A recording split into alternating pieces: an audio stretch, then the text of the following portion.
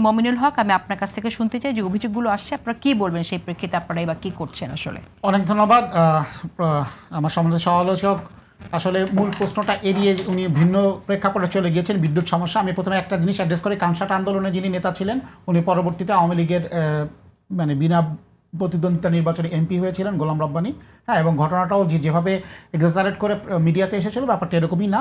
বিদ্যুতের সাথে বিএনপির সমস্যা কথার একটা মিথ, এটা তো বিরোধী দলের তৈরি করা। এবং গোলাম রব্বানী এখন রাজনীতিতে হারিয়েও গিয়েছে, যে নেতাটা ছিল না, নানা বিতর্ক তার সাথে যুক্তও আছে নামের সাথে। একটু ইতিহাস ঘাটতে হবে।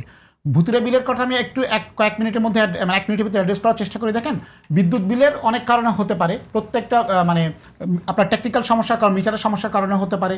আবার স্ল্যাব চেঞ্জ হয়েছে, এখন স্ল্যাব ভিত্তিক বিদ্যুৎ বিল। আপনি যদি একটা স্ল্যাবের ব্যবহার করে থাকেন মে মাসে, আর জুন মাসে যদি স্ল্যাব আপনি ব্যবহার বাড়িয়ে থাকেন এবং স্ল্যাব যদি চেঞ্জ হয়, তাহলে কিন্তু বিদ্যুৎ বিল একটু বেশি আসতে পারে।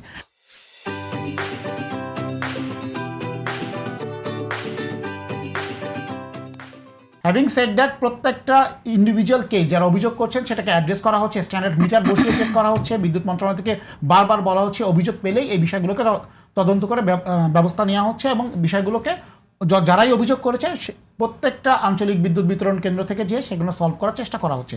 এটাকে ন্যাশনাল ইস্যু বানানোর কোনো মানে এই ইস্যুতে আপনি সচিবালয় ঘেরাও করতে যাবে স্বয়ং বিরোধী দলীয় নেতা, যেখানে হাসিনার বিরুদ্ধে মানে হাসিনাকে বক্তব্য দেওয়ার সুযোগ দেওয়ার জন্য আমরা প্রতিবাদ জানাচ্ছি রাষ্ট্রীয়ভাবে, তখন করবে। এটা এমন কোনো ইস্যু নয়, এটাকে আসলে জনগণের সামনে তুলে ধরার ব্যাপার। উনি সাংবিধানিক প্রতিষ্ঠান দলীয়করণের কথা বললেন। আমার মতে সাংবিধানিক কোনো প্রতিষ্ঠান এখন পর্যন্ত দলীয়করণ হয়েছে বা করার সুযোগ আছে এরকম হয় নাই। যে প্রতিষ্ঠানগুলোতে লোক বিএনপি রিক্রুট করা হয়েছে, এটা প্রত্যেকটাই রাষ্ট্রায়ত্ত বিভিন্ন প্রতিষ্ঠান, রাষ্ট্রের বিভিন্ন কর্পোরেশন, এবং এখানে সাধারণত রাজনৈতিক ব্যক্তিত্বরাই বসে থাকেন। কারণ আমি সরকার চালাবো, আমার জনগণের প্রতি কমিটমেন্ট রয়েছে যে আমি আমার নির্বাচনী ইশতেহার কীভাবে বাস্তবায়ন করব। সুতরাং সরকারের থেকে সরকারি প্রতিষ্ঠানগুলো যেগুলো জনগণের সাথে সম্পৃক্ত, বিসিক বলেন, আপনার পাট শিল্প বিজিএমসি বলেন, যেগুলো জনগণের সাথে সম্পৃক্ত, তারা কি ডেলিভার করবে সেটা তো আমার লোকই সবচেয়ে বেশি বলবে, এবং আমার লোক আমার প্রতি কমিটেড। এবং এটাইভাবে রাজনৈতিক দল এভাবেই তৈরি হয়। সরকার মানে যে শুধুমাত্র যারা এমপি নির্বাচিত হয়েছেন তারাই যে সরকার, ব্যাপারটা কিন্তু এটা না। পুরো রাজনৈতিক দল যারা ক্ষমতায় রয়েছে তারা তো সরকারি দল হিসেবেই পরিচিত পায়, এবং রাষ্ট্রের আরও অনেক প্রতিষ্ঠান কিন্তু সরকারের অংশ। সেখানে কি বিরোধী দলের লোক থাকবে? সেখানে কি আমি এমন লোক বসাবো যে আমার নামে ব্লান্ডার করবে? এটা তো হইতে পারে না। ঐক্যমত কমিশনে এরকম অনেক ধরনের আলোচনা ছিল। অ্যাটর্নি জেনারেল নিয়োগ দিবে রাষ্ট্রপতি, প্রধানমন্ত্রীর অনুমতি ছাড়া। হ্যাঁ, আপনার বাংলাদেশ ব্যাংকের গভর্নর নিয়োগ দিবে, যেখানে বাংলাদেশের পুরো ফাইন্যান্স পলিসি সরকারের হাতে থাকবে না। আমি আইন শৃঙ্খলা অবনতির জন্য কাউকে ধরে নিয়ে আসবে, অ্যাটর্নি জেনারেল অফিস থেকে তাকে জামিন করে নিয়ে বেরোয় আসবে, আবার আইন শৃঙ্খলা অবনতি হলে আমার দুর্নাম হবে। তা আমার তো নিজের কিছু কন্ট্রোল থাকতে হবে। দলীয়করণ প্রতিষ্ঠানে হচ্ছে কথাটা এভাবে সত্য না।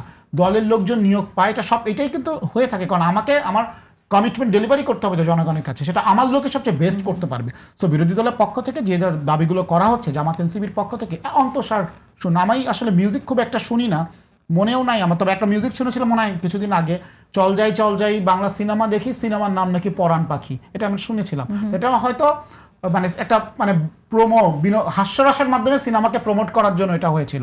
তো বিরোধী দলের এই আন্দোলনটা অনেকটা ওরকম আর কি, যে একটা সিনেমা মানে এরকম একটা সিনেমা দেখার মতো আন্দোলন হয়েছে আর কি, মানুষকে প্রমোট করা।